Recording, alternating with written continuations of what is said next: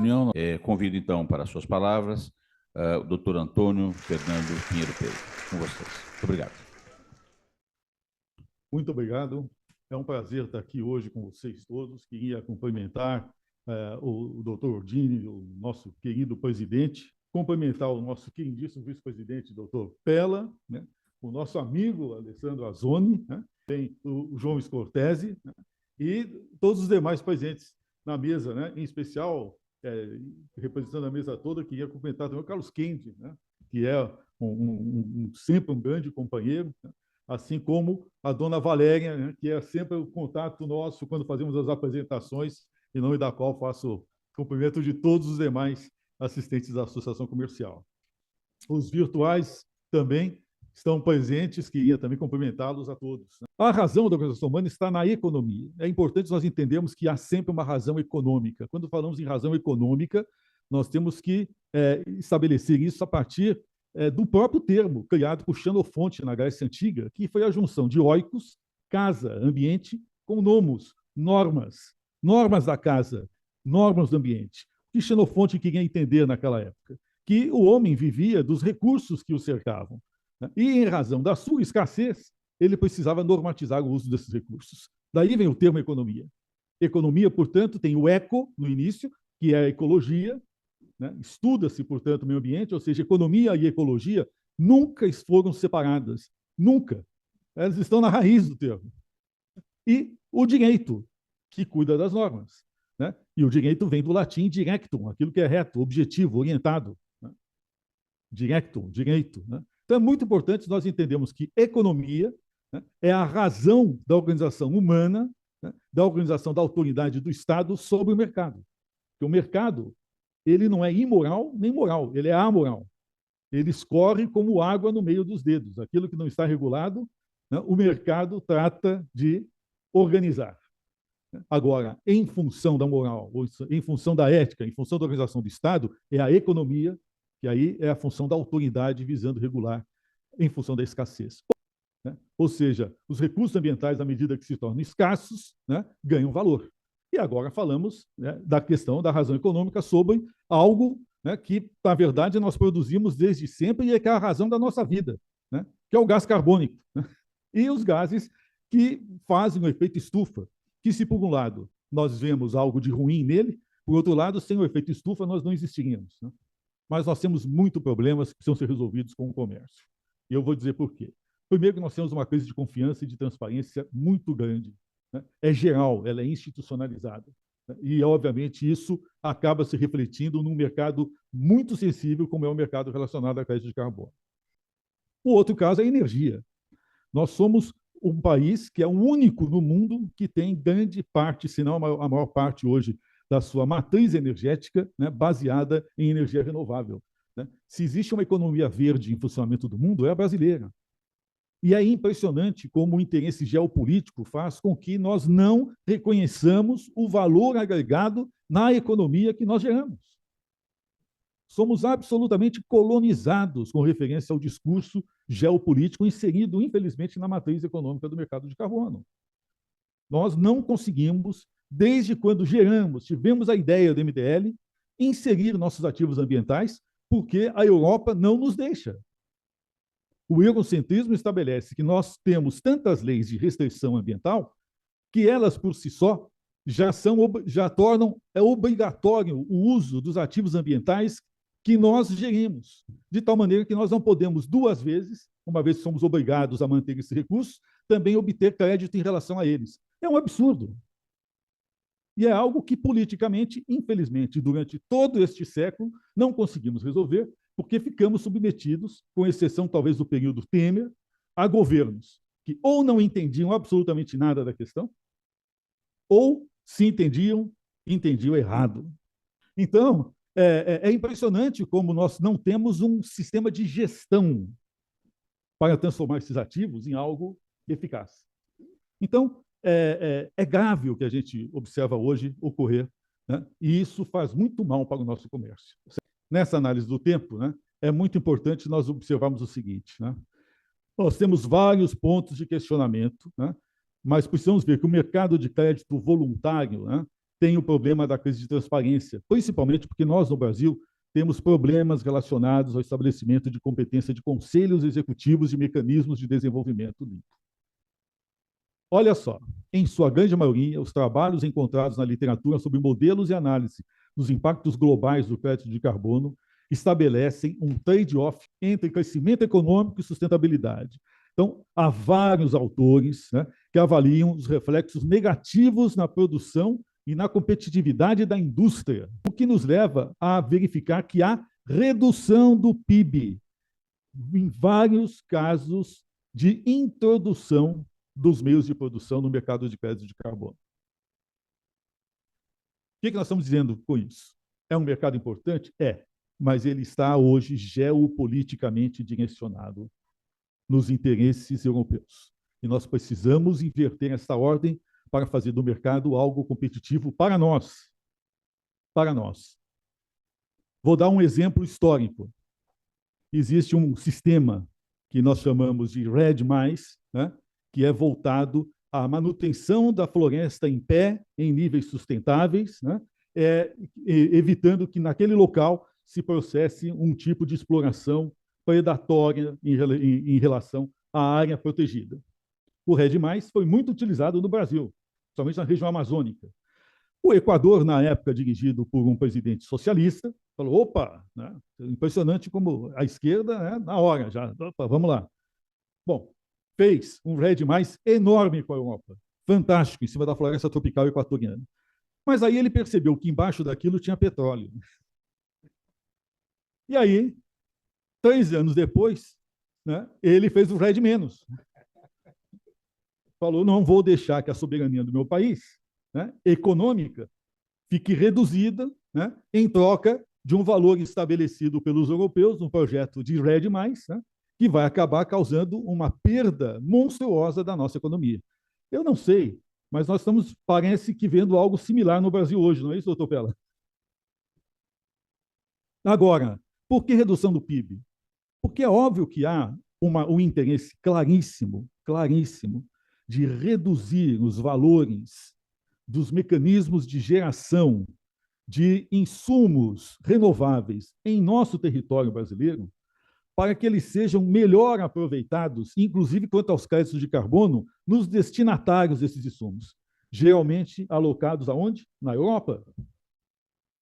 O Azone acabou de falar um caso. É o caso do biodiesel. Nós não conseguimos limpar o nosso biodiesel decentemente até agora. No entanto, os insumos para o biodiesel são encaminhados a um custo X e aproveitados economicamente por um custo Y na Europa. Agora, na Austrália, nós somos o maior produtor de silvicultura no mundo. Já passamos, me corrige, doutor João Cortese, né? E nós não conseguimos oferir crédito em relação a isso, né? Quando a indústria gráfica e a indústria de celulose tem todas as modelagens de captação já prontas, estabelecidas. O mesmo acontecendo com a geração da cana-de-açúcar, né, e dos demais trabalhos de agricultura. O que está acontecendo? Nós vamos ficar vendendo floresta em pé? E abrir mão da indústria, da produção e do comércio? E não falamos nada. Esse é um grande problema. E a hora de nós começarmos a ver que grande parte desse problema está no nosso comportamento, enquanto país líder de todo o globo, dentre os países em desenvolvimento. Porque nós estamos exatamente na transição. Nós estamos chegando nos países de primeiro mundo. E não fazemos nada, porque estamos absolutamente que nem uma peneira na zona, né? Completamente infiltrados por um discurso que não nos interessa politicamente, a nossa soberania, a nossa segurança econômica e nacional, e no mercado de carbono. Essa questão é pouco discutida. Eu estou levando aqui, adoram criar polêmicas, doutor Pelo, você já viu, né? Mas se esse é o caso, se não for aqui, na área do mercado, onde que nós vamos fazer? Não é, Granja? Concorda? Veja outra questão. BNDES. O BNDES, no seu estudo, estabeleceu O PIB diminui com as políticas de carbono, reduzindo a renda per capita e, como consequência, afetando a qualidade de vida e impactando a vida da sociedade. Políticas de carbono aumentam os custos das fontes de energia fóssil, o que reduz o consumo. O consumo de energia é impactado pelos preços maiores da energia, induzindo a eficiência energética. Políticas de carbono serão aplicadas em vários países ao mesmo tempo, ocasionando uma diminuição da atividade econômica global. Meu Deus! Nós temos um discurso A, que foi muito bem colocado aqui pela Vanessa, que é o discurso oficial, e um discurso B. Percebem? Para o qual precisamos estar atentos. Mesmo porque o clima não espera. Qual é a eficiência deste trabalho de compensação de carbono para as medidas de resiliência e adaptação para a proteção da população e da economia face às mudanças do clima, que elas já estão ocorrendo? Nem vou entrar no assunto se elas ocorrem naturalmente ou não, para ninguém ficar discutindo negacionismo aqui, que é uma questão religiosa, me parece. Tá? O fato que existe. Qual é a eficácia disso? O estudo de 2015 concluiu que 75% dos créditos emitidos, os créditos de MDL, do Protocolo de Quioto, não representariam reduções significativas. Afirmava também que se os países tivessem eliminado a poluição, em vez de fazer compensações, as emissões de CO2 naquele período teriam sido de 600 milhões de toneladas mais baixas. Ora, o que nós estamos fazendo, então, doutor João Scotese? Transferindo compensações e poluindo cada vez mais, que foi o exemplo que eu dei da China. Isso tem nome, não é dopela, é especulação, não é isso? Percebem? E aí, quando nós falamos em credibilidade, nós precisamos tocar nesse assunto. Nós não podemos ser ingênuos. Qual é a efetividade? Como a gente faz isso? Nós temos que estabelecer uma regulação com o estabelecimento de uma agência econômica específica para o clima, uma autoridade específica para o clima, e talvez temos uma bolsa.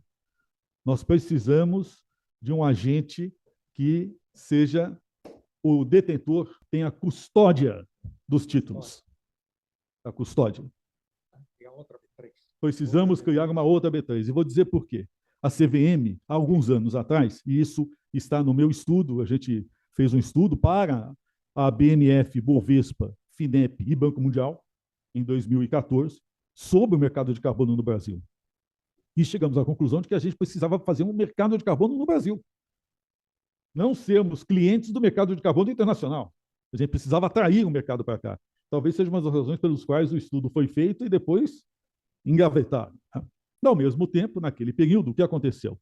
A CVM estabeleceu que os créditos de emissão reduzidos, os famosos CRs, que são os títulos estabelecidos de redução de carbono, não poderiam ser considerados como os títulos mobiliários. Não podiam ser derivativos, porque afetos a um projeto ambiental vinculado de interesse público. O que aconteceu? Essa é uma das razões pelas quais a Bolsa de Valores nossa só faz mercado de balcão. Até quando faz leilão de carbono, só mercado de balcão. Por quê? Porque nós não temos emissão de título. Ora, então é um mercado que não é um mercado. Como resolver? Precisa ter um agente regulador e nós precisamos eleger efetivamente uma bolsa específica, uma legislação específica, para que a gente possa ter condições de fazer um comércio andar. E não é só aqui, não. É no mundo. Essa é uma das razões pelas quais, como nós demonstramos com literatura internacional, há uma queda geral do PIB, principalmente nos países em desenvolvimento, que terminam e continuam submetidos aos interesses eurocêntricos, né, com base no obstáculo não tarifário, que são as exigências ambientais. Né? Percebe? Que é algo que a OMC deveria estar cuidando, mas, pelo visto, se esqueceu de fazê-lo. Né? Nós temos que digitalizar esses créditos. Quanto maior a digitalização, maior a transparência. Né? Garimpagem de dados feito por inteligência artificial é fundamental. E aí, a somatória, né, das certificações para que a gente possa ter maior credibilidade, eventualmente, nos títulos a serem emitidos. Isso é muito importante para que a gente possa ter um sistema que tenha a menor interferência humana possível e o maior índice de critérios objetivos que sirvam a todos. Vamos utilizar a inteligência artificial nesse sistema de certificação, Azônio, para que a gente possa ter a menor interferência humana possível, para que a gente possa ter maior possibilidade de emissão de títulos a serem negociados. E isso possa ser mensurado, né, ab ovo, como a gente costuma dizer, sistematicamente pelo sistema digitalizado. Entendeu, Vanessa? Tá? Isso é fundamental, porque nós precisamos despolitizar o mercado para que ele possa existir. Hoje, o que nós temos, infelizmente, no mundo, é um enorme mercado de balcão. Tá certo? Submetido a vários interesses, principalmente os geopolíticos, né, voltados às demandas, muitas delas absolutamente equivocadas, né, do continente europeu. Aliás, basta ver a Alemanha. Né? A Alemanha tem uma coisa fantástica, né? Perde guerras mundiais, a gente agora entende por quê. Né? Conseguiu ter o milagre de desativar suas usinas atômicas para poder viver das usinas atômicas da França e ficar de joelhos perante a Rússia. Né? Tá certo? Né? É um negócio assim que nós ficamos... E ainda usamos os modelos, né, deles. É uma coisa... Então, a gente precisa observar o que está acontecendo. Né? É um negócio assim, quer dizer, a gente precisa começar a observar os erros e começar a pensar um pouco mais do que nós temos aqui de capacidade, tá certo? Tá? Bom, portanto, tem que haver sinergia entre tecnologia da informação, marketing e blockchain, logística. Então, é um conceito ecológico, né? Ela é muito importante, ela tem que ser voltada às sociedades urbanas, aonde está o maior volume de potencial deste comércio de compensação de emissões no Brasil e no mundo, nas sociedades urbanas. Nós precisamos parar de nos considerar um país rural que não somos, né? Ficar paralisando o nosso agronegócio sistematicamente, né? Sem que a gente tenha uma eficiência econômica na contenção do desmatamento, porque não temos, nós estamos batendo recorde de desmatamento nesse ano, e passar a ver a questão das oportunidades do comércio de carbono no uso, na otimização tecnológica e no uso da energia e da logística, principalmente nos meios urbanos e interurbanos. Né? Precisa resolver. Como funciona o crédito de carbono, eu não vou colocar aqui porque a própria Vanessa já estabeleceu, né, da compensação. Mas eu vou colocar uma outra questão. Há dois mercados, o regulado e o voluntário. O regulado é caro, né, mas tem um valor muito maior, né, de dólares por tonelada correspondente de carbono, de gás carbônico, né, do que o mercado voluntário. No Brasil, nós somos praticamente escravos do mercado voluntário. Nós vendemos a baixo custo, né, e nós não conseguimos fazer com que o nosso grande trabalho, o grande projeto nosso de redução de emissões, né, e de compensação pelo que nós não produzimos, entre nesse mercado regulado. O esforço governamental deveria ser todo no sentido de abrir esse mercado regulado para as oportunidades da economia brasileira. Essa é a mensagem que eu queria pôr aqui para vocês, né? Tá certo? Isso daqui é mais ou menos o que a gente precisaria fazer, né? Um tipo de projeto de significado, né? São todos os aspectos necessários para a apresentação e acompanhamento de um projeto de carbono, né? E aí, um planejamento financeiro, que é muito importante, e, né, como seria uma empresa de gestão de tecnologia voltada para o estabelecimento aí de crédito de carbono, né? É necessário ter um conselho. Os conselhos são fundamentais para que a gente possa dar credibilidade, né, à própria iniciativa, tá certo?